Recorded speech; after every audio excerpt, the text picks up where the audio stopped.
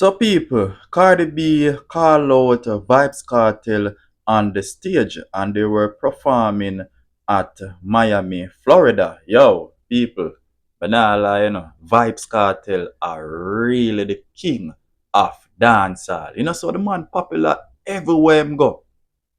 Every artist within in the whole world know Vybz Kartel people. Yo, Vybz Kartel are really the king of dancehall. Trust me, people. Everybody where see them go to watch Cardi B to perform, whereas when Vybz Kartel get called out by Cardi B, yo, the people them, the fans them, I say yo, them enjoy the performance with Vybz Kartel and Cardi B. Yo, nah lie still the people, I'm glad so I'm born for witness this a performance, Trust me, people. Anyway, we have an artist who goes by the name of Karma. And the entire the song name My Type. The place pack your fuck. Gun in my waist, still a waist for run up. Want a blood clot, liquor to my brain at the fuck. Nah, make it. So people, what do you guys think about the song that Karma sing? To me, people, the song bad. I'm rate the energy of the song. I'm rate all the music video clean. People, what do you guys think about the song? I carefully put it, never care. But a guy me say, hey, what's up? What you doing as a night? Nah, tell her like, come. We still play more song from dancehall artist Karma. Anyway, a lot of people out there is saying that the Gaza ship has sink and Vybz Kartel wash up and him too whole. Him figure sit down and leave it to the younger generation. People, check out this one. Oh, yo, only little artists them feel now, bro. If you know, say yo, them say all of these things. Them say, oh, Gaza ship sinking, Gaza this, cartel wash up, can't find it song, and can't this, and can't that. I not try to build up a little career. I try to be the MAN when in all honesty, Uno is just a regular artist. Uno have no caliber. I no feel for know say this a brother ya dog. This a 50-old man. Drop 4 big song and all of them gone on the iTunes US charts and 1, 2, 3, 4 all of them. Bro, this them something not really go on, history this, bro. History this, dog. We don't want to take this thing lightly, brother. If you know say, this a brother at this a old age, this a grandfather, I want to say a grandfather and him wash up on this. Still, it's so, bro, it's too easy, brother. It's too easy. This man is dancehall university. This man is dancehall college. This man is the epitome of a hard-working DJ. This man, bro, the man work ethic no normal, brother. And for show you how this man dominate music. For show you all this man that dominate dancehall, it's just so easy for him for just fly go back at #1. Bro, all of it, bro, you know how much dancehall artists out there try to get a #1 song, for even try going at the top 10 on US iTunes charts, for even say them have a top 5, for even say them have, bro, for have 4 or 5 songs in at the top 10 pan charts, bro. I don't know, normal. We not talk, but when they drop an album or whatever, you can see some song in the chart for like one day or 2 days. This man sit down in the charts right now, brother. Sit down. So when we see someone talk about them a king and them a this, them a that, you have never done these things, bro. You have never done these things. Vybz Kartel was, still, and is the remained. He is the MAN, and he will continue to be the MAN in a dancehall music, bro. No care. Bro, I feel like so we see all of the artists them now, bro. Big one thing. I feel like so we see all of the artists them now. I mean, other artists can bust and do them thing, but I feel like say we see all of the artists them now, brother. And at the end of the day, that man name still a call. From we start listening to dancehall, we them type of generation, the 40-year-olds and even the older one them, bro, they have to mention this man name. Here when you mention dancehall, Vybz Kartel name you call, bro.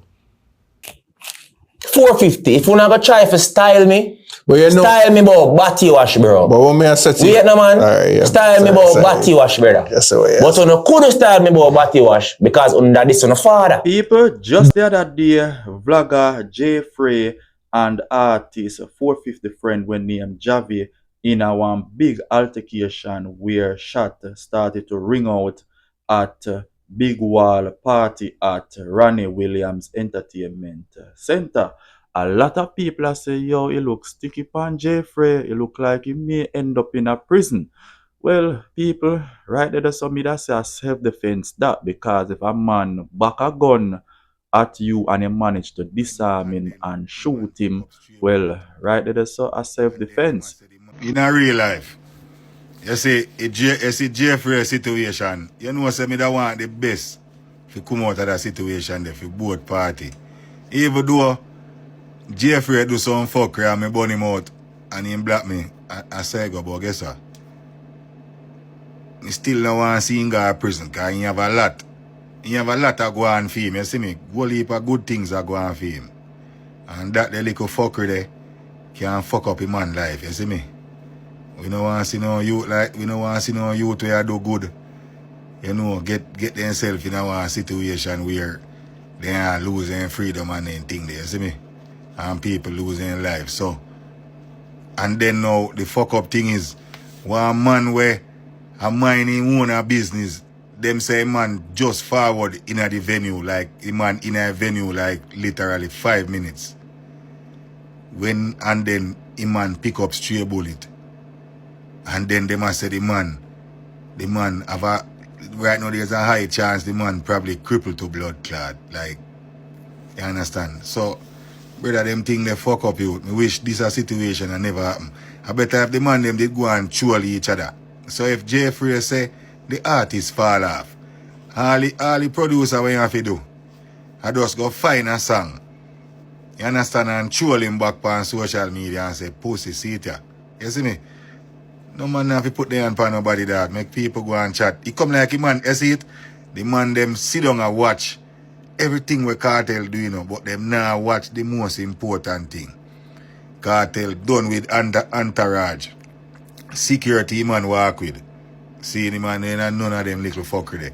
Entourage get in a trouble, get artists in a trouble and make people lose their life. You understand? Because more time people jumpy. You see me I say? Remember, you can't say worst thing about Cartel. All you do, if you go up on him page, him block you.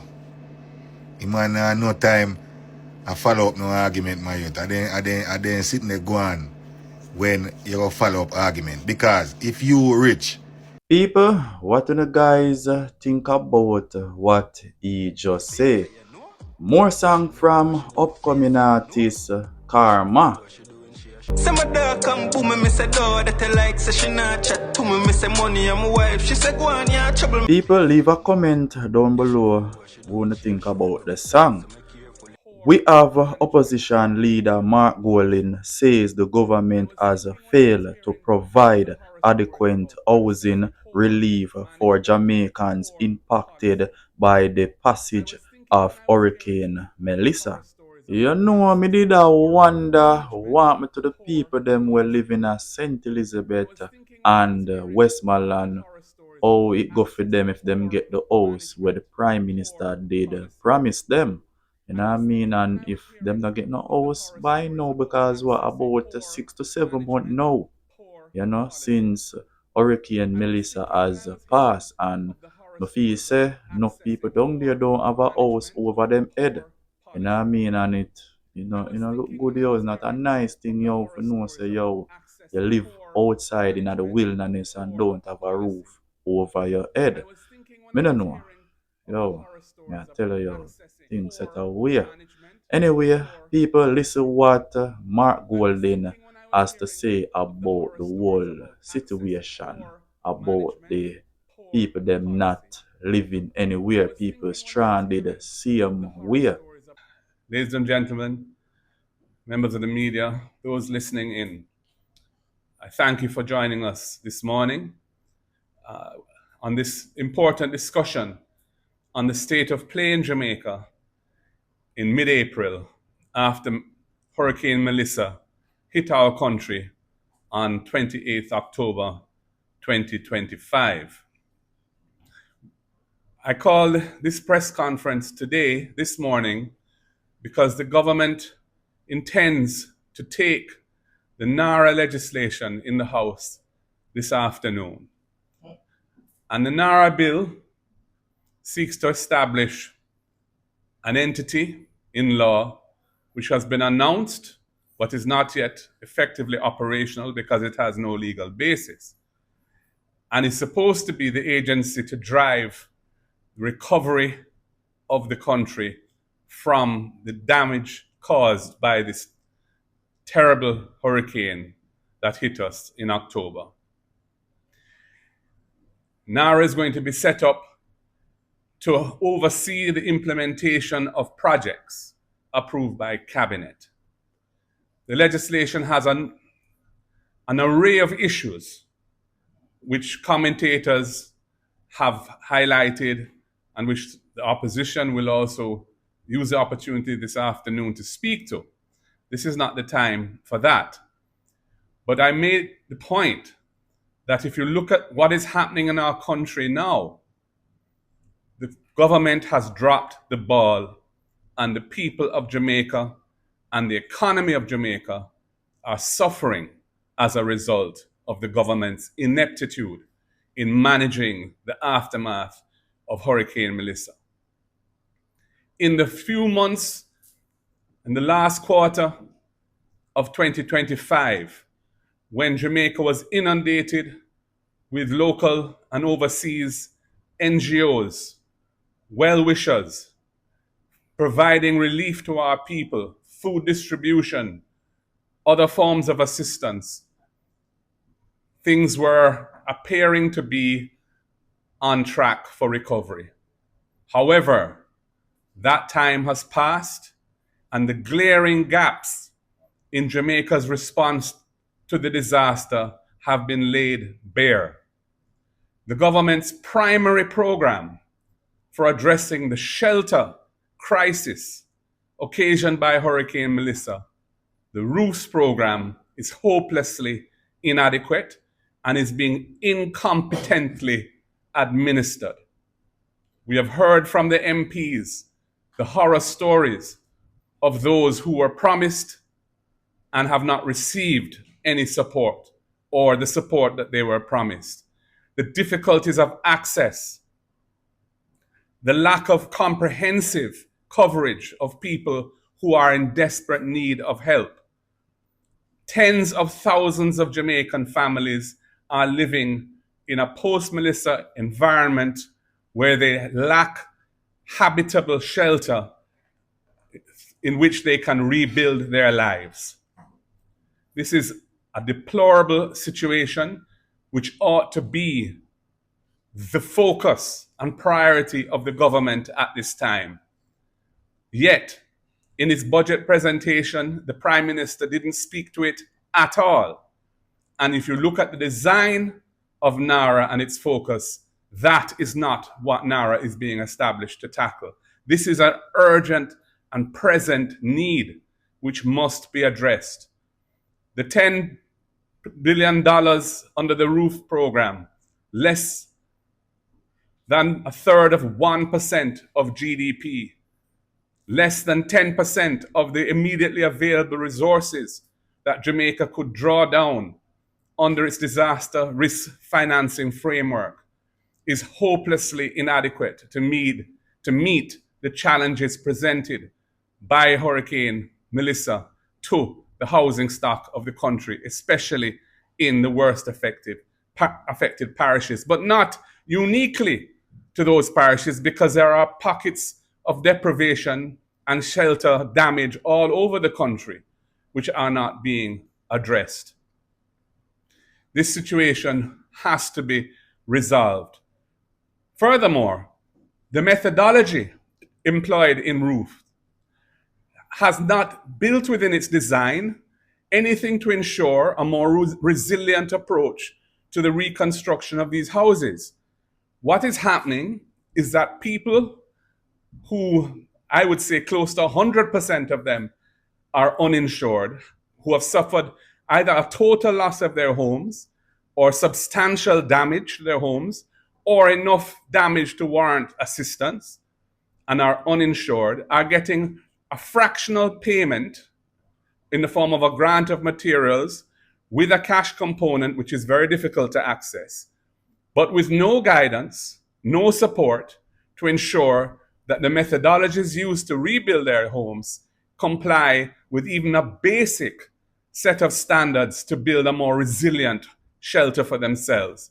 Therefore, we are just repeating and compounding the lack of resilience in the housing stock which existed prior to Melissa. This is poor management, poor policy. I was thinking when I was hearing of the horror stories about accessing the roof grants, why it is that this has become such a debacle when in the COVID crisis, there was a range of grant programs created where data was uploaded and people were able to receive funds in their bank accounts or through the remittance agencies. Yes, the amounts were relatively small and we complained about that, but the methodology of distribution was worked through then. It seems that we've completely abandoned that template and have gone back to another system which is not working efficiently, which I gather was not put through any proper competitive bidding process, and which is now not giving the results that the people need. This is absolutely unsatisfactory. So we have a situation where people who are in desperate need of assistance are receiving a fraction of what they need. They are going to be using those funds to stretch it as best they can, which means the cheapest solutions will be pursued, not the ones that will be lasting. So we are not building any form of resilience into the rebuilding effort after Melissa. And we're just going to find ourselves back to square one if we have the misfortune of another bad weather event. The other thing I wanted to mention at this time is the situation with the Middle East and the war. We are now approaching the end of the second month of that conflict. We have seen the price of fuel at the pump going up week after week after week. We have been told by major corporate distributors and wholesalers in the food trade that food prices are going to start going up as well. It is going to flow through to other critical inputs, fertilizers, chemicals, medications, all of the different products, plastic-related products that have some form of petrochemical base in them. Everything is going to be impacted by this. The government has been completely silent as to their response to this incipient crisis on the people. There's no provision in the budget for any form of assistance.